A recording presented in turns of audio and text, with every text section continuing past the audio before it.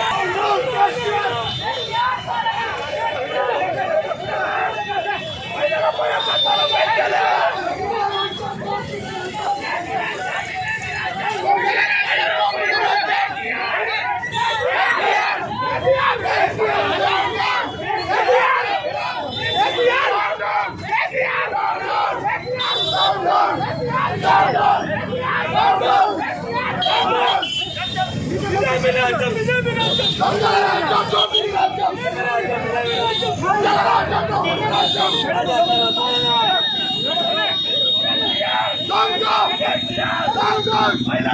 go!